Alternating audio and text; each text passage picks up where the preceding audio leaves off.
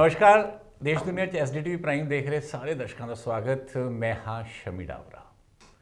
दोस्तों अज असी गल करनी है करोना की ते करोना बीमारी के उत्ते हो रही सियासत की।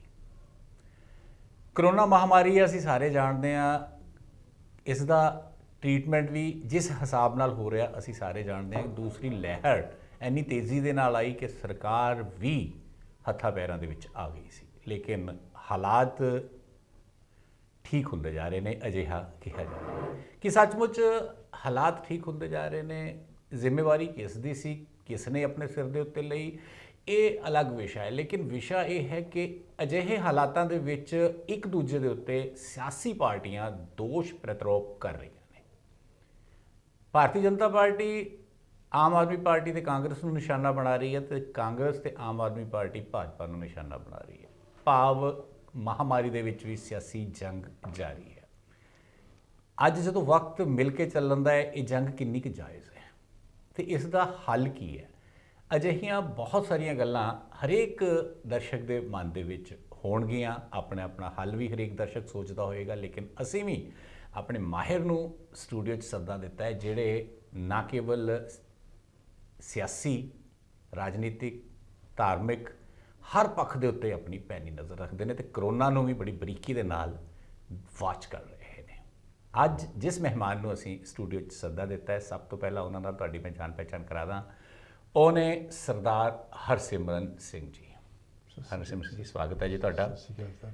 हरसिमरन सिंह जी भाई Gurdas ji advance Sikh studies institute के डायरैक्टर भी हैं, तो नाल ही एक बुद्धिजीवी वर्ग के विचों अपनी विलक्षण पहचान रखने वाली शख्सियत भी है।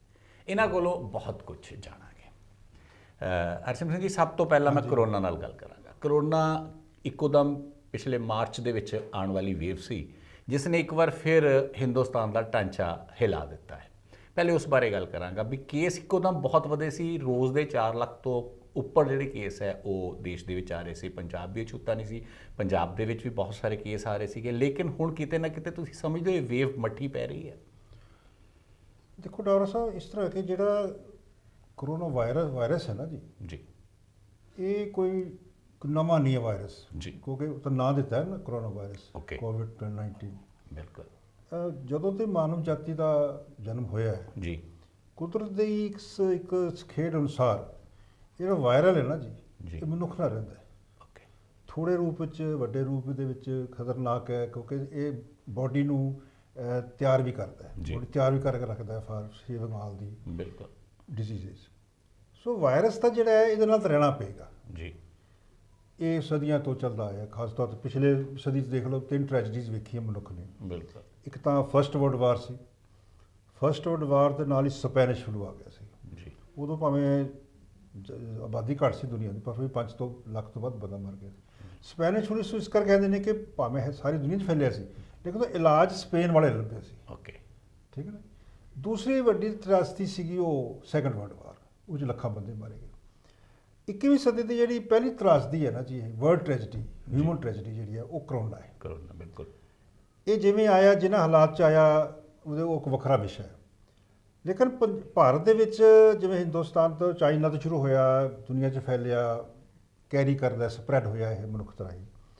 ਉਸ ਨਾਲ ਮੈਂ ਸਮਝਦਾ ਕਿ ਜਿਵੇਂ ਹਿੰਦੁਸਤਾਨ ਦੇ ਵਿੱਚ ਹੋਇਆ, ਅਚਾਨਕ ਜਿਵੇਂ ਕਹਿੰਦੇ ਵਿਪਤਾ ਆ ਗਈ जी, ਉਹ ਵਿਪਤਾ ਅਚਾਨਕ ਆ ਗਈ जी, ਕਿ ਪਿਛਲੇ ਸਾਲ ਜਨਵਰੀ ਫਰਵਰੀ ਦੇ ਵਿੱਚ, ਮਾਰਚ ਦੇ ਵਿੱਚ ਇਸ ਲਈ ਸਾਰਾ ਟਰਾਂਸਪੋਰਟੇਸ਼ਨ ਜਿਹੜੀ ਹੈ ਹੋਈ। जी, ਮੈਂ ਸਮਝਦਾ ਕਿ ਕਰੋਨਾ ਇੱਕ ਐਸੀ ਬਿਮਾਰੀ ਹੈ ਜਿਹੜੀ ਕਿ ਅਦ੍ਰਿਸ਼ਟ ਹੈ। जी, बिल्कुल ਅਦ੍ਰਿਸ਼ ਹੈ ਔਰ ਇੱਕ ਬੜੇ ਅਜੀਬ ਜੀ ਵੇਰੀਐਂਟਸ ਨੇ ਇਸਦੇ। बिल्कुल ਉਹ ਵੇਰੀਐਂਟਸ ਦੀ ਸਮਝ ਲੱਗ ਰਹੀ। जी, ਸਾਲ ਭਰ ਤਾਂ ਵਿਗਿਆਨੀਆਂ ਨੇ, ਮੈਡੀਕਲ ਸਾਇੰਸ ਨੇ ਇਹਦੇ ਬਾਰੇ ਖੋਜ ਕੀਤੀ। ਉਮੀਦ ਸੀ ਵੀ ਜਦੋਂ ਇਹ ਬਿਮਾਰੀ ਦਵਾਈ ਆ ਜਾਏਗੀ ਉਸ ਤੋਂ ਬਾਅਦ ਇਹ ਠੀਕ ਹੋ ਜਾਏਗਾ, बिल्कुल ਲੇਕਿਨ ਉਹ ਵੀ ਗੱਲ ਜਿਹੜੀ ਹੈ ਉਹ ਝੂਠੀ ਪੈ ਗਈ ਹੈ। ਹਿੰਦੁਸਤਾਨ ਦੇ ਵਿੱਚ ਜਿਹੜੀ ਸੈਕੰਡ ਵੇਵ ਆਈ ਹੈ, ਉਹਦੇ 'ਚ ਕਈ ਫੈਕਟਰ ਜਿਹੜੇ ਨੇ ਇਨਵੋਲਵਡ ਨੇ। ओके, ਮੈਂ ਗੱਲ ਕਰਾਂਗਾ ਇੱਕ ਆਮ ਨਾਗਰਿਕ, ਇੱਕ ਆਮ ਮਨੁੱਖ ਦੇ ਦ੍ਰਿਸ਼ਟੀਕੋਣ ਤੋਂ, ਵੀ ਉਹ ਕੀ ਸੋਚਦਾ ਹੈ। जी, ਕੋਈ ਤੁਸੀਂ ਅੱਜ ਦਾ ਵਿਸ਼ਾ ਜਿਹੜਾ ਹੈ ਰਾਜਨੀਤਿਕ ਵੀ, ਸਿਆਸੀ ਜਾਂ ਇਸ ਦਾ ਜਿਹੜੇ ਹੋਕਰਨ ਹੋ ਰਿਹਾ ਉਸ ਬਾਰੇ ਵੀ ਕੀਤੀ ਹੈ, ਆਪਾਂ ਗੱਲ ਕਰਾਂਗੇ ਅੱਗੇ। ਲੇਕਿਨ ਮੈਂ ਮਹਿਸੂਸ ਕਰਦਾ ਡੇਵਰਾ ਸਾਹਿਬ ਕਿ ਇੱਕ ਆਮ ਮਨੁੱਖ, ਖਾਸ ਤੌਰ 'ਤੇ ਉਹ ਬੰਦਾ ਜਿਹਦੇ ਘਰ ਟ੍ਰੈਜਡੀ ਆਈ, ਜਿਹਦੇ ਕਾਰਨ ਬਿਮਾਰੀ ਆਈ, ਜਿਹਦੇ ਕਾਰਨ ਮੌਤਾਂ ਹੋਈਆਂ, ਜੋ ਕੁਛ ਅਸੀਂ ਦੇਖ ਰਹੇ ਹਾਂ ਕਿਸ ਤਰੀਕੇ ਨਾਲ ਉਹ ਆਕਸੀਜਨ ਦੀ ਕ੍ਰਾਈਸਿਸ ਆਇਆ, ਬਿਲਕੁਲ ਦਵਾਈਆਂ ਦਾ ਕ੍ਰਾਈਸਿਸ ਆ ਗਿਆ, ਜਲਾਉਣ ਦਾ ਕ੍ਰਾਈਸਿਸ ਆ ਗਿਆ। ਸੋ ਕਿਹੜੇ ਕ੍ਰਾਈਸਿਸ ਜਿਹੜੇ ਆਏ ਨਾ ਜੀ, ਉਸ ਦ੍ਰਿਸ਼ਟੀਕੋਣ ਤੇ ਇੱਕ ਆਮ ਮਨੁੱਖ ਕੀ ਸੋਚਦਾ। ਬਿਲਕੁਲ ਬਿਲਕੁਲ ਮੈਂ ਸਮਝਦਾ ਕਿ ਆਮ ਮਨੁੱਖ ਜਿਹੜਾ ਨਾ ਜੀ ਬੜਾ ਪੈਨਿਕ 'ਚ ਹੈ, ਜੀ ਪਰੇਸ਼ਾਨੀ 'ਚ ਹੈ।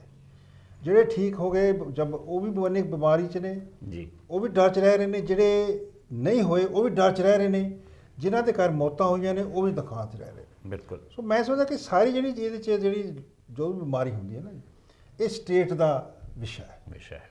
ਕਿਉਂਕਿ ਸਟੇਟ ਟੈਕਸ ਲੈਂਦੀ ਹੈ, ਬਿਲਕੁਲ ਸਟੇਟ ਨੇ ਐਜੂਕੇਸ਼ਨ ਦੇਣੀ ਹੁੰਦੀ ਹੈ, ਸਟੇਟ ਨੇ ਹੈਲਥ ਕੇਅਰ ਦੇਣੀ ਹੁੰਦੀ ਹੈ, ਸਾਰਾ ਕੁਝ, ਚਾਹੇ ਜਿਹੜੇ ਸੂਬਿਆਂ ਦੀ ਪਾਰਟੀ ਹੈ ਤੇ ਚਾਹੇ ਉਹ ਸਰਕਾਰੀ ਹੈ, ਕੇਂਦਰ ਦੀ ਸਰਕਾਰ ਹੈ। ਸੋ ਸਰਕਾਰਾਂ ਮੈਂ ਸਮਝਦਾ ਕਿਤੇ ਨਾ ਕਿਤੇ ਫੇਲ ਹੋਈਆਂ। ਕਿਤੇ ਨਾ ਕਿਤੇ ਫੇਲ ਹੋਈਆਂ। ਜਿਹੜੇ ਅੰਕੜੇ ਅਸੀਂ ਗੌਰ ਕਰੀਏ ਵੀ 4 ਲੱਖ ਤੋਂ ਉੱਪਰ ਸੀਗੇ ਉਹ ਰੋਜ਼ ਦੇ, ਉਹ ਤਕਰੀਬਨ ਹੁਣ 2,57,58,000 60,000 ਦੇ ਕਰੀਬ ਆ ਚੁੱਕੇ ਨੇ।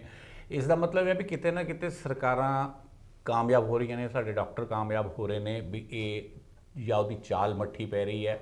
ਬਹੁਤ ਚੀਜ਼ਾਂ ਜਿਹੜੀਆਂ ਉਹ ਸਾਹਮਣੇ ਆਈਆਂ, ਲੇਕਿਨ ਇਸ ਚੀਜ਼ ਦੇ ਵਿੱਚੋਂ ਇਹ ਇੱਕ ਵੱਖਰਾ ਵਿਸ਼ਾ ਹੈ ਵੀ ਅੰਕੜੇ ਘਟ ਰਹੇ ਨੇ, ਡਾਕਟਰਾਂ ਦੀ ਜਿਹੜੀ ਹੈ ਉਹ ਦਿਨ ਰਾਤ ਦੀ ਮਿਹਨਤ ਦਾ ਸਦਕਾ ਘਟ ਰਹੇ ਨੇ, ਲੇਕਿਨ ਇਸ ਦੇ ਉੱਤੇ ਸਿਆਸਤ ਬਹੁਤ ਕੀਤੀ ਜਾ ਰਹੀ ਹੈ। ਇੱਕ ਦੂਜੇ ਤੇ ਦੋਸ਼ ਬਹੁਤ ਲਗਾਏ ਜਾ ਰਹੇ ਨੇ। ਦੋਸ਼ ਲਗਾਉਣੇ ਅਜਿਹੇ ਮੌਕੇ ਤੇ ਤੁਸੀਂ ਕੀ ਸਮਝਦੇ ਹੋ ਵੀ ਕਿੰਨੀ ਕੁ ਸਿਆਣਪ ਦਾ ਕੰਮ ਹੈ? ਦੇਖੋ ਡਾਕਟਰ ਸਾਹਿਬ, ਦੋਸ਼ ਲੱਗਣੇ ਕੁਝ ਸੁਭਾਵਕ ਨੇ ਜੀ, ਸੁਭਾਵਕ ਨੇ, ਕਿਉਂਕਿ ਜਿਹੜੀ ਸਾਡੇ ਸਰਕਾਰਾਂ ਦਾ ਉੱਚਾ ਢਾਂਚਾ ਹੈ ਨਾ ਜੀ, ਸਿਸਟਮ ਜਿਹੜਾ ਹੈ ਜੀ ਫਾਈਨੈਂਸਿਸ ਔਰ ਜਿਹੜੀਆਂ ਸਾਡੀਆਂ ਇਨਪੁਟਸ ਨੇ ਆਊਟਪੁਟਸ ਨੇ, ਜੀ ਉਹ 'ਚ ਮੈਂ ਸਮਝਦਾ ਕਿ ਜਿਹੜਾ ਸਾਡਾ ਹੈਲਥ ਕੇਅਰ ਸੈਕਟਰ ਹੈ ਨਾ ਜੀ, ਜੀ ਇਹ ਕਦੇ ਪ੍ਰਾਇੋਰਟੀ ਰਿਹਾ ਹੀ ਨਹੀਂ ਜੀ, ਜੀ ਬਿਲਕੁਲ ਬਿਲਕੁਲ ਪ੍ਰਾਇੋਰਟੀ ਨਹੀਂ ਰਿਹਾ। ਬਿਲਕੁਲ ਐਜੂਕੇਸ਼ਨ ਨਹੀਂ ਰਹੀ ਜੀ। ਜੀ, ਔਰ ਦੋ ਹੀ ਮੇਨ ਗੱਲਾਂ ਹੁੰਦੀਆਂ ਜਿਹੜੇ ਕਿ ਆਮ ਬੰਦਾ ਜਿਨ੍ਹਾਂ 'ਚ ਇਨਵੋਲਵਡ ਹੈ। ਬਿਲਕੁਲ। ਬੱਚਿਆਂ ਨੇ ਪੜ੍ਹਨਾ ਹੈ, ਉਹ ਜੇ ਸਕੂਲਿੰਗ ਦਿਓ, ਉਹ ਜੇ ਇਨਫਰਾਸਟ੍ਰਕਚਰ ਦਿਓ।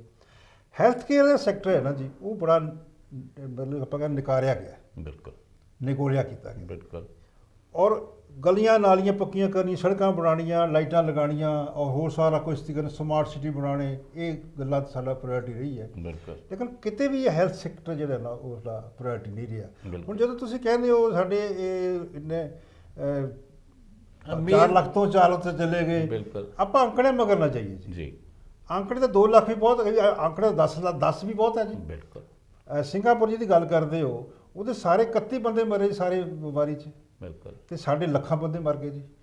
ਅੰਕੜਿਆਂ ਦੇ ਮਗਰ ਨਾ ਜਾਈਏ।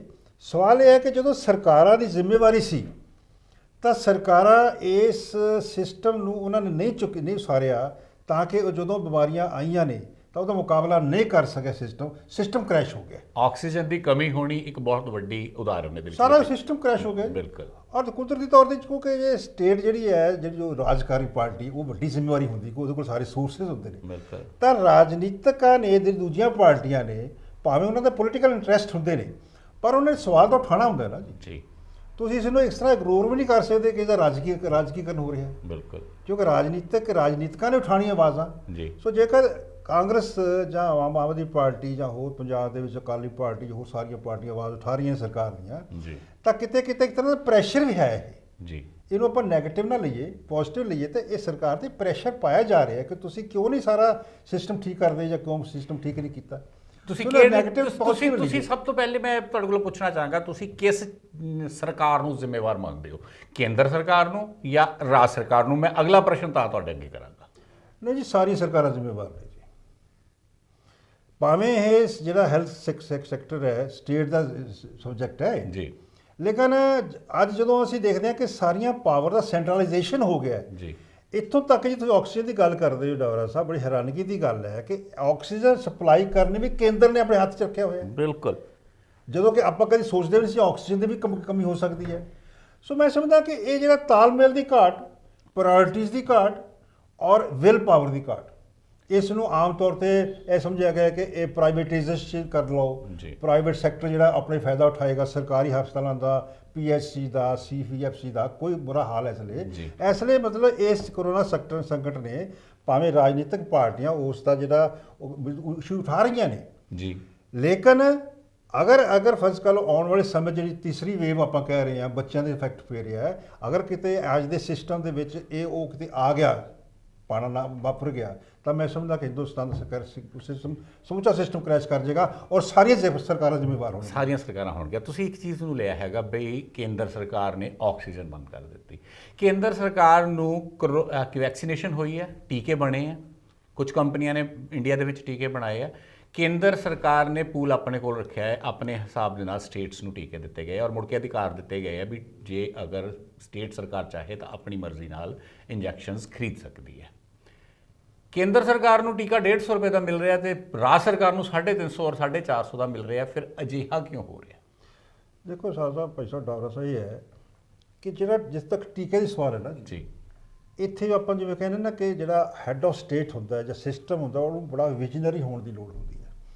ਕਿਉਂਕਿ ਜਿਵੇਂ ਅਸੀਂ ਲੋਕ ਕੰਮ ਕਰਦੇ ਹਾਂ, ਲਿਖਦੇ ਹਾਂ, ਮੈਂ ਐਡਵਾਂਸ ਸਟੱਡੀ ਚਲਾਉਣਾ, ਮੈਂ ਆਉਣ ਵਾਲੇ 50-100 ਸਾਲ ਵੇਖਦਾ ਜੀ। ਜਿਹੜਾ ਹਕੂਮਤ ਕਰ ਰਿਹਾ ਹੁੰਦਾ ਬੰਦਾ ਨਾ ਜੀ, ਉਸ ਨੂੰ ਤਾਂ ਬਹੁਤ ਅੱਗੇ ਜਾ ਕੇ ਵੇਖਣਾ ਚਾਹੀਦਾ ਸੀ ਜੀ। ਪਿਛਲੇ ਸਾਲ ਜਦੋਂ ਯੂਰਪ ਦੇ ਵਿੱਚ ਔਰ ਆਕਸਫੋਰਡ ਦੇ ਵਿੱਚ ਪੰਜਾਬ ਹਿੰਦੁਸਤਾਨ ਦੇ ਵਿੱਚ ਇਹਦੀ ਖੋਜ ਹੋ ਰਹੀ ਸੀ ਟੀਕੇ ਦੀ ਜੀ, ਤਾਂ ਕਿ ਉਸ ਸਮੇਂ ਹਿੰਦੁਸਤਾਨ ਦੀ ਸਰਕਾਰ ਖਾਸ ਤੌਰ ਨਰਿੰਦਰ ਮੋਦੀ ਇਸ ਬਾਰੇ ਕੰਪਨੀਆਂ ਦੇ ਨਾਲ ਨੈਗੋਸ਼ੀਏਟ ਨਹੀਂ ਸੀ ਕਰ ਸਕਦੇ। 35,000 ਕਰੋੜ ਰੁਪਇਆ ਇਹਦੇ ਵਾਸਤੇ ਰੱਖਿਆ ਗਿਆ ਬਜਟ ਦੇ ਵਿੱਚ। ਉਹ ਬਜਟ ਕਾਹਦੇ ਵਾਸਤੇ ਰੱਖਿਆ ਗਿਆ ਸੀ ਕਿ ਵੈਕਸੀਨੇਸ਼ਨ ਖਰੀਦਿਆ ਜਾਵੇ ਔਰ ਬੁਕਿੰਗ ਕਰਾਈ ਜਾਵੇ। ਔਰ ਜਦੋਂ ਸਾਡੇ ਹਿੰਦੁਸਤਾਨ ਦੇ ਵਿੱਚ ਵੀ ਆਈ, ਕੰਪਨੀ ਨੇ ਬਣਾਇਆ, ਸੀਰਮ ਵਗੈਰਾ ਨੇ ਬਣਾਇਆ, ਤਾਂ ਉਹ ਟੀਕਾ ਬਾਹਰ ਭੇਜਤਾ ਗਿਆ 6 ਕਰੋੜ ਦੇ ਕਰੀਬ।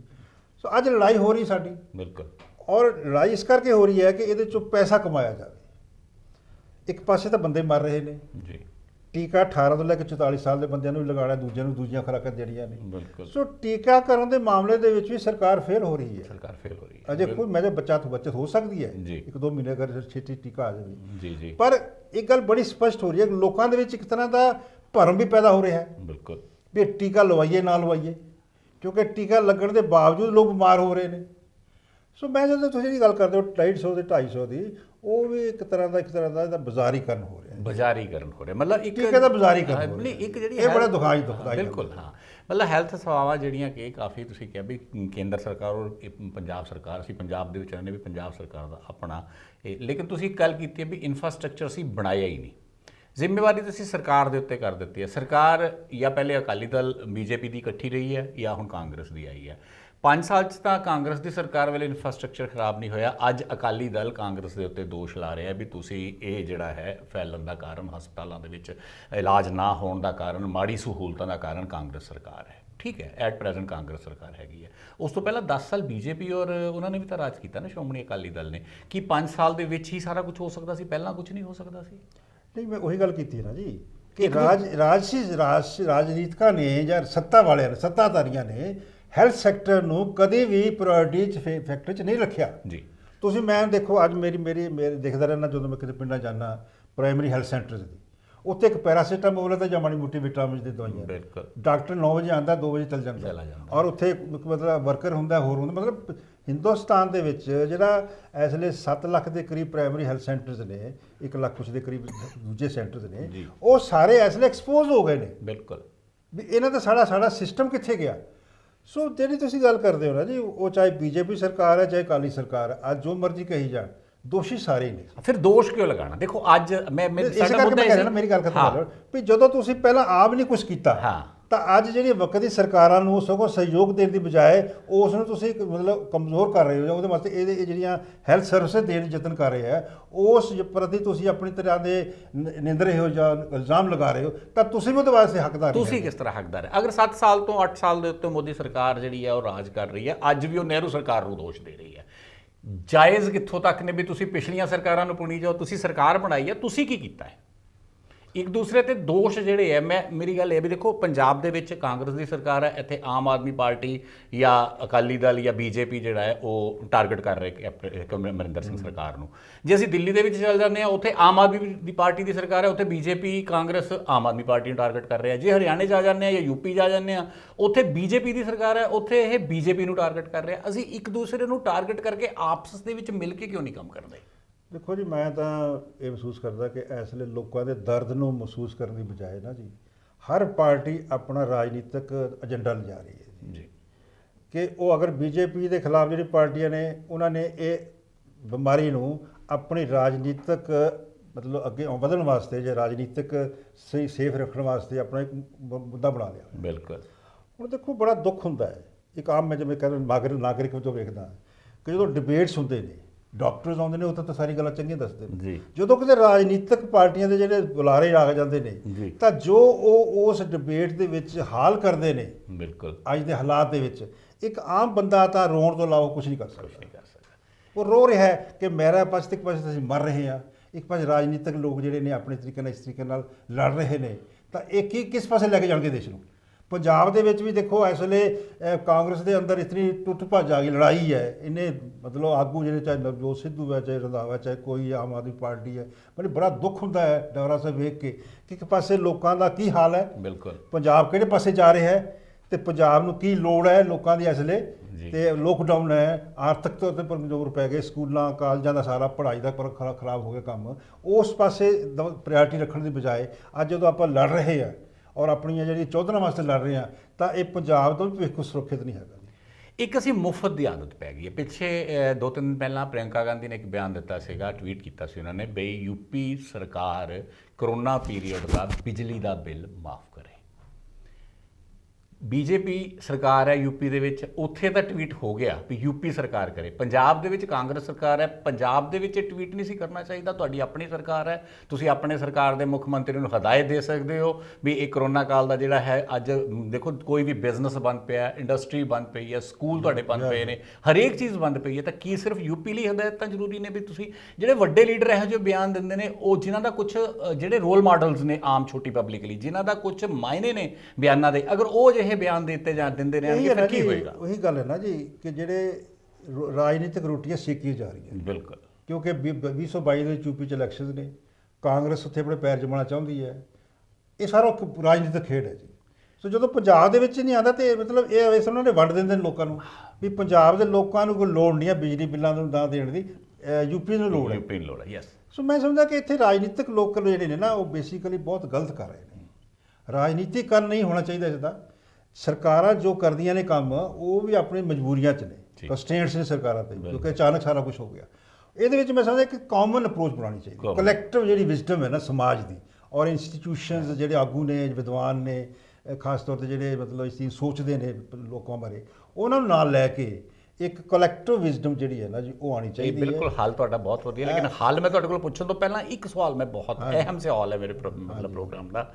ਤੁਸੀਂ ਸਰਕਾਰਾਂ ਨੂੰ ਜ਼ਿੰਮੇਵਾਰ ਠਹਿਰਾਦੇ ਹੋ, ਸਰਕਾਰ ਬਣਾਉਂਦਾ ਕੌਣ ਹੈ? ਸਰਕਾਰ ਬਣਾਉਂਦਾ ਹੈ ਜਨਤਾ, ਵੋਟ ਪਾਉਂਦੀ ਹੈ ਜਨਤਾ। ਕੀ ਕਦੀ ਤੁਸੀਂ ਸੋਚਿਆ ਵੀ ਪਿਛਲੇ, ਅਗਰ ਅਸੀਂ ਜ਼ਿਆਦਾ ਪੁਰਾਣੀ ਗੱਲ ਨਾ ਕਰੀਏ, ਪਿਛਲੇ 3-4 ਵੋਟਾਂ ਦੀ ਗੱਲ ਕਰੀਏ, 3-4 ਮਤਲਬ 15-20 ਸਾਲ ਦੀ ਗੱਲ ਕਰੀਏ, ਕਿਆ ਕਿਸੇ ਨੇ ਹੈਲਥ ਸਿਸਟਮ ਦੇ ਲਈ, ਐਜੂਕੇਸ਼ਨ ਸਿਸਟਮ ਦੇ ਲਈ ਵੋਟ ਪਾਈ ਹੈ? ਅੱਜ ਵੋਟ ਵਿਕ ਰਹੀ ਹੈ, ਪੈਸੇ ਦੇ ਨਾਲ ਵਿਕ ਰਹੀ ਹੈ, ਸ਼ਰਾਬ ਨਾਲ ਵਿਕ ਰਹੀ ਹੈ, ਹੋਰ ਨਸ਼ੇ ਨਾਲ ਵਿਕ ਰਹੀ ਹੈ। ਫਿਰ ਅਸੀਂ ਕਿਸ ਤਰ੍ਹਾਂ ਜਾ ਕੇ ਹਸਪਤਾਲ ਦੇ ਬੈੱਡ ਦੇ ਉੱਤੇ ਮੰਗ ਕਰ ਸਕਦੇ ਹਾਂ ਵੀ ਸਾਨੂੰ ਆਕਸੀਜਨ ਦਿੱਤੀ ਜਾਵੇ? ਅਸੀਂ ਕਦੀ ਆਕਸੀਜਨ ਲਈ ਤਾਂ ਵੋਟ ਪਾਈ ਨਹੀਂ। ਪਹਿਲੀ ਗੱਲ ਤਾਂ ਇਹ ਡਾਕਟਰ ਸਾਹਿਬ ਕਿ ਸਾਡੇ ਰਾਜਨੀਤਿਕਾਂ ਨੂੰ ਲਾਸ਼ਾਂ ਉੱਤੇ ਸਿਆਸਤ ਕਰਨੀ ਬੰਦ ਕਰਨੀ ਚਾਹੀਦੀ ਜੀ, ਕਿਉਂਕਿ ਸਾਰੀ ਸਿਆਸਤ ਲਾਸ਼ਾਂ 'ਤੇ ਹੋ ਰਹੀ ਹੈ। ਬਿਲਕੁਲ। ਔਰ ਬੜਾ ਵੱਡਾ ਮੰਦਭਾਗੀ ਸਥਿਤੀ ਹੈ। ਬਿਲਕੁਲ। ਦੂਸਰੀ ਗੱਲ ਇਹ ਹੈ ਕਿ ਕਰੋਨਾ ਵਾਇਰਸ ਨੇ ਜਾਂ ਹੋਰ ਜੋ ਦੁਖਾਂਤ ਇਹਦੇ ਨਾਲ ਜੁੜੇ ਹੋਏ ਨੇ, ਚਾਹੇ ਹੁਣ ਦੇਖੋ ਬਲੈਕ ਫੰਗਸ ਆ ਗਿਆ, ਵਾਈਟ ਫੰਗਸ ਆ ਗਿਆ, ਪਤਾ ਨਹੀਂ ਕਿਸ ਨੂੰ ਕੀ ਹੋ ਜਾਣਾ ਹੈ। ਇਹ ਨਾ ਇੱਕ ਲੋਕਾਂ ਦੇ ਲਈ ਵੀ ਇੱਕ ਬਹੁਤ ਵੱਡੀ ਸਿੱਖਿਆ ਹੈ ਜੀ। ਸਿੱਖਿਆ ਇਹ ਹੈ ਕਿ ਅੱਜ ਤੱਕ ਜਦੋਂ ਅਸੀਂ ਰਾਜਨੀਤਿਕਾਂ ਨੂੰ ਪੁੱਛਿਆ ਹੀ ਨਹੀਂ ਕਿ ਤੁਹਾਡਾ ਏਜੰਡਾ ਕੀ ਹੈ, ਤੁਹਾਡਾ ਵਿਜ਼ਨ ਕੀ ਹੈ, ਜੀ, ਲੋਕਾਂ ਦੀ ਭਲਾਈ ਲਈ ਜੋ ਵੈਲਫੇਅਰ ਸਟੇਟ ਦਾ ਮਾਡਲ ਹੈ ਉਹ ਤੁਹਾਡੇ ਕੋਲ ਕੀ ਹੈ, ਔਰ ਤੁਸੀਂ ਸਾਡੀ ਇਹ ਆਉਣ ਵਾਲੇ ਸਮੇਂ ਦੇ ਵਿੱਚ ਜਿਹੜਾ 5 ਸਾਲ ਦਾ ਕਾਰਜਕਾਲ ਆਏਗਾ, ਸਾਡੀ ਸਮਾਜ ਦੀ ਭਲਾਈ ਲਈ ਕੀ ਕਰੋਗੇ? ਇਹ ਅਸਲੇ ਸਵਾਲ ਆਉਣ ਵਾਲੇ ਇਲੈਕਸ਼ਨ ਪੁੱਛਿਆ ਜਾਣਾ ਚਾਹੀਦਾ ਹੈ। ਕਿਉਂਕਿ ਅੱਜ ਤੱਕ ਪਹਿਲਾਂ ਰਾਜਨੀਤੀ ਦਾ ਕਮਿਊਨਲਾਈਜੇਸ਼ਨ ਹੋ ਗਿਆ ਜੀ, ਜਜ਼ਬਾਤੀ ਮੁੱਦੇ ਉਠਾਉਂਦੇ ਰਹੇ ਲੋਕਾਂ ਰਾਜਨੀਤਿਕ, ਔਰ ਉਸ ਨਾਲ ਕੀ ਹੈ ਕਿ ਲੋਕ ਵੀ ਉਸ ਪਾਰਟ ਟਾਈਮ ਜਿਹੜੇ ਹੁੰਦੇ ਨੇ ਪੋਲਿਟਿਕਸ ਦੇ ਵਿੱਚ ਆ ਕੇ ਜਦੋਂ ਲੋਕ ਭੁਲਾਵੇ 'ਚ ਆ ਜਾਂਦੇ ਨੇ, ਇਸ ਲਈ ਲੋਕਾਂ ਨੂੰ ਇੱਕ ਬੜਾ ਵੱਡਾ ਸਬਕ ਮਿਲ ਗਿਆ ਹੈ। ਆਉਣ ਵਾਲੇ ਸਮੇਂ 'ਚ ਜੇਕਰ ਉਹ ਜਿਹੜੇ ਸੱਤਾ 'ਚ ਆਉਣ ਵਾਲੇ ਲੋਕ ਹੈ ਉਹ ਨਹੀਂ ਸਵਾਲ ਕਰਨਗੇ ਬਿਲਕੁਲ ਕਿ ਤੁਹਾਡੇ ਕੋਲ ਕੀ ਵਿਜ਼ਨ ਹੈ, ਤੁਹਾਡੇ ਕੋਲ ਪੰਜਾਬ ਲਈ, ਇੰਡੀਆ ਲਈ ਕਿਹੜਾ ਮਾਡਲ ਹੈ, ਜਾਂ ਤੁਸੀਂ ਕਿਸ ਤਰੀਕੇ ਨਾਲ ਸਾਡੀ ਜਾਨ ਮਾਲ ਸਿੱਖਿਆ, ਕਿਉਂਕਿ ਸਿਕਿਉਰਿਟੀ ਆਫ ਜਿਹੜੀ ਲਾਈਫ ਜਿਹੜੀ ਹੈ ਉਹ ਸਰਕਾਰ ਦੀ ਜ਼ਿੰਮੇਵਾਰੀ ਹੈ। ਕਨਸਟੀਟਿਊਸ਼ਨ ਦੇ 21 ਕਲਾਸ ਮੁਤਾਬਕ ਇਹ ਸਰਕਾਰ ਦੀ ਜ਼ਿੰਮੇਵਾਰੀ ਹੈ ਕਿ ਲੋਕਾਂ ਨੂੰ ਸਿਕਿਉਰਿਟੀ ਪ੍ਰਦਾਨ ਕੀਤੀ ਜਾਵੇ, ਓਵਰਆਲ ਸਿਕਿਉਰਿਟੀ ਪ੍ਰਦਾਨ ਕੀਤੀ ਜਾਵੇ। Health is the one of factor. So ਮੈਂ ਮਹਿਸੂਸ ਕਰਦਾ ਕਿ ਅਸੀਂ ਲੋਕਾਂ ਨੂੰ ਜਾਗਣਾ ਚਾਹੀਦਾ ਹੈ, ਤੇ ਸਮਾਜ ਦੇ ਜਿਹੜੇ ਲੋਕਾਂ, ਜਿਹੜੇ ਸਿਆਣੇ ਲੋਕ ਨੇ, ਉਹਨਾਂ ਨੇ ਕੋਈ ਨੁੱਕਰ 'ਚ ਬੈਠ ਕੇ ਨਹੀਂ ਵੇਖਣਾ ਚਾਹੀਦਾ। ਬਿਲਕੁਲ। ਹਾਲਾਂਕਿ ਮੈਂ ਵੇਖਦਾ ਸਾਰੇ ਲੋਕ ਡਾਕਟਰ ਜਿਹੜੇ ਨੇ ਜਾਂ ਵਿਦਵਾਨ ਜਿਹੜੇ ਰਾਏ ਦੇ ਰਹੇ ਨੇ, ਪਰ ਸਰਕਾਰਾਂ ਨੂੰ ਵੀ ਚਾਹੀਦਾ ਹੈ ਕਿ ਇਸ ਵੇਲੇ ਜਿਹੜੇ ਸਮਾਜ ਦੇ ਸਿਆਣੇ ਲੋਕ ਨੇ, ਸੁਗੜ ਲੋਕ ਨੇ ਔਰ ਲੋਕਾਂ ਬਾਰੇ ਸੋਚਦੇ ਨੇ, ਚਾਹੇ ਇਕੋਨੋਮਿਸਟ ਨੇ, ਚਾਹੇ ਉਹ ਫਿਲਾਸਫਰ ਨੇ, ਚਾਹੇ ਡਾਕਟਰਸ ਨੇ। ਸੁਪਰੀਮ ਕੋਰਟ ਕਰ ਰਹੀ ਹੈ ਕੋਸ਼ਿਸ਼। ਦੇਖੋ ਸਵਾਲ ਇਹ ਹੈ ਵੀ ਹਾਈ ਕੋਰਟਸ ਨੂੰ ਔਰ ਸੁਪਰੀਮ ਕੋਰਟਸ ਨੂੰ ਦਖਲ ਦੇਣੇ ਪੈ ਰਹੇ ਨੇ। ਬਿਲਕੁਲ। ਦੈਟ ਮੀਨਸ ਕਿ ਸਾਡਾ ਜਿਹੜਾ ਸਿਸਟਮ ਕਹਿ ਲਓ ਸਿਸਟਮ ਕ੍ਰੈਸ਼ ਹੋ ਗਿਆ। ਜੀ। ਸਵਾਲ ਇਹ ਹੈ ਵੀ ਸਿਸਟਮ ਬਣਾਉਂਦਾ ਕੌਣ ਹੈ, ਸਿਸਟਮ ਚਲਾਉਂਦਾ ਕੌਣ ਹੈ? ਕਿ ਉਹ ਲੋਕ ਜ਼ਿੰਮੇਵਾਰ ਨਹੀਂ ਹੈਗੇ ਬਿਲਕੁਲ। ਜਿਹੜੇ ਸਿਸਟਮ ਤੇ ਬੈਠੇ ਨੇ। ਬਿਲਕੁਲ। ਦੇਖੋ ਪੱਛਮੀ ਬੰਗਾਲ ਚੋਣਾਂ ਹੋਈਆਂ, ਹੋਰ ਪਾਸੇ ਚੋਣਾਂ ਹੋਈਆਂ, ਯੂਪੀ ਪੰਚਾਇਤ ਚੋਣਾਂ ਹੋਈਆਂ, ਕੁੰਭ ਮੇਲੇ ਹੋਏ, ਹੋਰ ਕਈ ਤਰ੍ਹਾਂ ਮੇਲੇ ਲੱਗਦੇ ਨੇ। ਕਿ ਇਹਨਾਂ ਦੇ ਬਾਰੇ ਆਪਾਂ ਨੂੰ ਸੋਚਣਾ ਹੀ ਚਾਹੀਦਾ ਕਿ ਇਹ ਕੀ ਜਿਹੜੇ ਸਪਰੈਡ ਜਿਨ੍ਹਾਂ ਨੇ ਕੀਤੀ ਅੱਜ ਉਹਦਾ ਅਸੀਂ ਦੁਖਾਂਤ ਭੁਗਤ ਰਹੇ ਹਾਂ। ਸੋ ਮੈਂ ਸਮਝਦਾ ਕਿ ਇਸ ਲਈ ਰਾਜਨੀਤਿਕਾਂ ਨੂੰ ਇਹਦਾ ਰਾਜਨੀਤੀਕਰਨ ਬੰਦ ਕਰਨਾ ਚਾਹੀਦਾ ਹੈ। ਕਰੋਨਾ ਨੂੰ ਇੱਕ ਮਹਾਮਾਰੀ ਔਰ ਹਿਊਮਨ ਟ੍ਰੈਜਡੀ ਸਮਝ ਕੇ ਸਾਰਿਆਂ ਦੀ ਕਲੈਕਟਿਵ ਜ਼ਿੰਮੇਵਾਰੀ ਹੈ, ਇੱਕ ਰਾਜਨੀਤਿਕ ਨੇ ਚਾਹੇ ਦੂਜੇ ਨੇ। ਬਿਲਕੁਲ। ਵਾਅਦੇ ਕੀਤੇ ਜਾਂਦੇ ਨੇ, ਵਾਅਦਿਆਂ ਦਾ ਇੱਕ ਬੰਡਲ ਜਿਹੜਾ ਹੈ ਹਰ ਇਲੈਕਸ਼ਨ ਦੇ ਵਿੱਚ ਜਿੰਨੇ ਵੀ ਸਿਆਸੀ ਪਾਰਟੀਆਂ ਨੇ ਅੱਗੇ ਰੱਖ ਦਿੰਦੀਆਂ। ਸਾਡੇ ਕੋਲ ਨਾਂ ਦਿੱਤਾ ਜਾਂਦਾ ਹੈ ਚੋਣ ਮੈਨੀਫੈਸਟੋ। ਚੋਣ ਮੈਨੀਫੈਸਟੋ ਦੇ ਵਿੱਚ ਐਸੇ ਵਾਅਦੇ ਕੀਤੇ ਜਾਂਦੇ ਨੇ ਵੀ ਅਸਮਾਨ ਦੇ ਤਾਰੇ ਤੱਕ ਤੋੜਨ ਦੇ ਵਾਅਦੇ ਉਹਦੇ ਵਿੱਚ ਕਰ ਦਿੱਤੇ ਜਾਂਦੇ ਨੇ। ਪਤਾ ਹੈ ਉਹਨਾਂ ਨੂੰ ਵੀ ਵੋਟਾਂ ਲੈ ਕੇ ਉਹ ਚੋਣ ਮੈਨੀਫੈਸਟੋ ਦੀ ਕੋਈ ਵੈਲਿਊ ਨਹੀਂ ਰਹਿਣੀ। ਲੇਕਿਨ ਚੋਣ ਕਮਿਸ਼ਨ ਤੇ ਸੁਪਰੀਮ ਕੋਰਟ ਨੂੰ ਹੁਣ ਇਹ ਜ਼ਰੂਰੀ ਨਹੀਂ ਹੈ ਹਦਾਇਤ ਦੇਵੇ ਵੀ ਇਹ ਜਿਹੜਾ ਮੈਨੀਫੈਸਟੋ ਹੈ ਲੀਗਲ ਡਾਕੂਮੈਂਟ ਹੋਵੇ। ਅਗਰ ਕੋਈ ਝੂਠਾ ਵਾਅਦਾ ਕਰਦਾ ਹੈ ਉਹਦੇ ਅਗੇਂਸਟ ਕਾਰਵਾਈ ਕੀਤੀ ਜਾਵੇ। ਇਹ ਸੁਪਰੀਮ ਕੋਰਟ ਨੂੰ ਔਰ ਇਲੈਕਸ਼ਨ ਕਮਿਸ਼ਨ ਕੋਗਨੀਜ਼ੈਂਸ ਲੈਣੀ ਚਾਹੀਦੀ ਹੈ ਜੀ ਕਿ ਅੱਜ ਮਤਲਬ ਜਿਹੜੀ ਲੋਕਾਂ ਨਾਲ ਫਰਾਡ ਕੀਤਾ ਜਾਂਦਾ, ਮੈਨੀਫੈਸਟੋ ਔਰ ਫਰਾਡ। ਬਿਲਕੁਲ। ਔਰ ਇਹ ਫਰਾਡ ਹੁਣ ਨਹੀਂ ਚੱਲਣਾ ਚਾਹੀਦਾ। ਇਸ ਨੂੰ ਲੀਗਲ ਸੈਕਟਰੀ ਮਿਲਣੀ ਚਾਹੀਦੀ ਹੈ ਜੀ ਕਿ ਉਹ ਰਾਜਨੀਤਿਕ ਪਾਰਟੀਆਂ ਵੀ ਉਹੀ ਕੁਝ ਲਿਖਣ ਬਿਲਕੁਲ ਜੋ ਕਰ ਸਕਦੀਆਂ ਨੇ। ਬਿਲਕੁਲ। ਕਿਉਂਕਿ ਜੇਕਰ ਉਹ ਵਾਅਦੇ ਕਰ ਕਰਕੇ ਲੋਕਾਂ ਲਈ ਉਹ ਨਹੀਂ ਕਰਨਗੇ ਤਾਂ ਇਹ ਹਾਲ ਹੋਏਗਾ। ਅੱਗੇ ਆਉਣ ਵਾਲੇ ਸਮੇਂ 'ਚ ਪਤਾ ਨਹੀਂ ਕੀ ਟ੍ਰੈਜਡੀ ਹੁੰਦੀ ਹੈ 2024 ਤੱਕ। ਜੀ। ਸੋ ਮੈਂ ਸਮਝਦਾ ਕਿ ਉਹਦੀ ਲੀਗਲ ਸੈਕਟਰੀ ਹੋ ਜਾਏ ਔਰ ਜਿਹੜੇ ਰਾਜਨੀਤਿਕ ਲੋਕ ਨੇ ਮੋਰਲੀ ਰਾਈਟ ਹੋਣ, ਮੋਰਲੀ ਬਾਉਂਡ ਹੋਣ ਬਿਲਕੁਲ ਲੋਕਾਂ ਦੀ ਸੇਵਾ ਲਈ। ਉਹੀ ਚੀਜ਼ ਲਿਖੀ ਉਹੀ ਜਾਵੇ, ਰਾਜਨੀਤੀ ਆਵੇ। ਬਿਲਕੁਲ ਉਹੀ ਰਾਜਨੀਤੀ ਆਵੇ ਔਰ ਉਹੀ ਸਿਸਟਮ ਚੱਲੇ। ਉਹੀ ਸਿਸਟਮ ਪੂਰਾ ਓਵਰਹਾਲ ਹੋਣਾ ਚਾਹੀਦਾ ਜੀ। ਬਿਲਕੁਲ। ਨਵੇਂ ਰਾਜਨੀਤਿਕ ਆਉਣ, ਨਵੇਂ ਨੌਜਵਾਨ ਆਉਣ, ਨਵੀਂ ਵਿਜ਼ਨ ਲੈ ਕੇ ਆਉਣ, ਦੁਨੀਆ ਨੂੰ ਇੱਕ ਕੰਪੈਕਟ 'ਚ ਵੇਖਣ, ਜੀ ਹਿੰਦੁਸਤਾਨ ਨੂੰ ਵੇਖਣ। ਕਿਉਂਕਿ ਇਸ ਲਈ ਪਾਰਟੀਆਂ ਦੇ ਉੱਤੋਂ ਗੱਲ ਚੱਲ ਗਈ ਜੀ ਬਿਲਕੁਲ ਕਿ ਜੇਕਰ ਪਾਰਟੀਆਂ ਇਸ ਨੂੰ ਇਸ ਤਰ੍ਹਾਂ ਲੈਣਗੀਆਂ ਨਾ ਜੀ ਤਾਂ ਹੋਰ ਨੁਕਸਾਨ ਹੋਏਗਾ। ਸਾਨੂੰ ਪੰਜਾਬ ਵਾਸੀਆਂ ਨੂੰ ਔਰ ਖਾਸ ਤੌਰ ਤੇ ਜਿਹੜੇ ਇਸ ਬਾਰੇ ਕੰਸਰਨਡ ਨੇ, ਦੇਖੋ ਡਾਕਟਰ ਤਾਂ ਆਪਣੀ ਜ਼ਿੰਮੇਵਾਰੀ ਕਰ ਰਹੇ, ਨਿਭਾ ਰਹੇ। ਬਿਲਕੁਲ। ਹੈਲਥ ਵਰਕਰ ਕਰ ਰਹੇ ਨੇ, ਨਰਸਿੰਗ ਕਰ ਰਹੇ, ਕਿੰਨੇ ਦੇਖੋ ਮਰ ਗਏ। ਬਿਲਕੁਲ। 280 ਤਾਂ ਇਹਨਾਂ ਥਾਂ 'ਚ ਮਰ ਗਏ। ਬਿਲਕੁਲ ਬਿਲਕੁਲ। ਉਹਨਾਂ ਦਾ ਦੇਖੋ ਕੀ ਕਸੂਰ ਹੈ ਜੀ। ਬਿਲਕੁਲ। ਸੋ ਮੈਂ ਸਮਝਦਾ ਕਿ ਇਸ ਲਈ ਜਿਹੜੀ ਸਾਡੀ ਤਰਾਸਦੀ ਹੈ ਇੱਕ ਆਮ ਨਾਗਰਿਕ ਨੂੰ ਜ਼ਰੂਰ ਨਾਲ ਰੱਖੋ, ਕਿਉਂਕਿ ਸਿਟੀਜ਼ਨ ਜਿਹੜਾ ਇੰਪੋਰਟੈਂਟ ਯੂਨਿਟ ਹੈ ਆਫ ਡੈਮੋਕ੍ਰੇਸੀ। ਜੇਕਰ ਸਿਟੀਜ਼ਨ ਨਹੀਂ ਹੈ, ਸੰਤੁਸ਼ਟ ਨਹੀਂ ਹੈ, ਸਿਟੀਜ਼ਨ ਹੀ ਉਹਦੀ ਸਿਕਿਉਰਿਟੀ ਆਫ ਲਾਈਫ ਖਤਰੇ 'ਚ ਪੈ ਗਈ ਹੈ ਤਾਂ ਐਸੀ ਰਾਜਨੀਤੀ ਸਾਨੂੰ ਨਹੀਂ ਚਾਹੀਦੀ। ਬਿਲਕੁਲ। ਜੇ ਅਦਰਵਾਈਜ਼ ਤਾਂ ਫਿਰ ਦੇਖੋ ਕਿਓਸ ਹੀ ਕਿਓਸ ਹੈ ਜੀ। ਬਿਲਕੁਲ। ਸੋ ਪੰਜਾਬ ਦੇ ਵਾਸੀਆਂ ਨੂੰ ਵੀ ਇਸ ਗੱਲ ਬਾਰੇ ਸੋਚਣਾ ਚਾਹੀਦਾ ਹੈ। ਅੱਜ ਪੰਜਾਬ ਦੇ ਵਿੱਚ ਦੇਖੋ ਸੈਂਕੜੇ ਹਜ਼ਾਰਾਂ ਮੌਤਾਂ ਹੋ ਰਹੀਆਂ ਨੇ। ਬਿਲਕੁਲ। ਕਿੱਥੋਂ ਸ਼ੁਰੂ ਹੋਇਆ ਸੀ, ਅੱਜ ਕਿੱਥੇ ਚੱਲ ਰਿਹਾ ਹੈ। ਅਮਰਿੰਦਰ ਸਿੰਘ ਕਰ ਰਹੇ ਨੇ, ਦੂਜੇ ਵੀ ਕਰ ਰਹੇ ਨੇ। ਪਰ ਇਹਦੇ ਤੇ ਜਿਹੜੀ ਆ ਕਿਉਂਕਿ ਜਿਹੜੇ ਆਉਣ ਵਾਲੇ ਇਹਨਾਂ ਨੂੰ ਨਿੰਦ ਰਹੇ ਨੇ ਜਾਂ ਟਾਰਗੇਟ ਕਰ, ਉਹਨਾਂ ਨੇ ਕੱਲ੍ਹ ਨੂੰ ਆਉਣਾ ਹੈ। ਬਿਲਕੁਲ। ਸਰ ਲੋਕਾਂ ਨੂੰ ਪੁੱਛਣਾ ਚਾਹੀਦਾ ਹੈ ਬਿਲਕੁਲ what you have programme for ours for security of life. ਬਿਲਕੁਲ। ਸੋ ਮੈਂ ਸਮਝਦਾ ਕਿ ਇਹ ਬੜੀ ਵੱਡੀ ਤਰਾਸਦੀ ਹੈ ਜਿਹਦੇ ਨੂੰ ਕਿ ਸਾਨੂੰ ਸਬਕ ਸਿੱਖਣਾ ਚਾਹੀਦਾ। ਇਹ ਸਬਕ ਸਿਖਾਉਣ ਲਈ ਕਿਹਾ ਜਾਂਦਾ ਹੈ ਵੀ ਕਰੋਨਾ ਸ਼ਾਇਦ ਪਰਮਾਤਮਾ ਵੱਲੋਂ ਆਇਆ ਹੈਗਾ ਵੀ ਇਹ ਅਸੀਂ ਲੋਕਾਂ ਕੁਦਰਤ ਨੂੰ ਭੁੱਲ ਚੁੱਕੇ ਸੀ, ਕਿ ਕੁਦਰਤ ਨੇ ਸਾਨੂੰ ਯਾਦ ਕਰਾਇਆ ਹੈ ਕਿ ਗਲਤੀ ਸਾਡੀ ਆਪਣੀ ਹੈ। ਇੱਕ ਮਿੰਟ ਇੱਥੇ ਗੱਲ ਕਰ ਰਹੇ ਬਸ ਖਤਮ ਕਰ ਜਾਂਦੇ ਹਾਂ ਜੀ। ਇੱਕ ਗੱਲ ਜਿਹੜੀ ਤੁਸੀਂ ਕੁਦਰਤ ਦੀ ਗੱਲ ਕੀਤੀ ਹੈ ਨਾ ਜੀ, ਇਹ ਬੜਾ ਵੱਡਾ ਫੈਕਟਰ ਹੈ। ਬਿਲਕੁਲ। ਬਹੁਤ ਇੰਪੋਰਟੈਂਟ ਹੈ ਜੀ। ਕਿਉਂਕਿ ਨੇਚਰ ਡਿਟਰਮਿਨਸ ਆਵਰ ਡੈਸਟਨੀ। ਜੀ।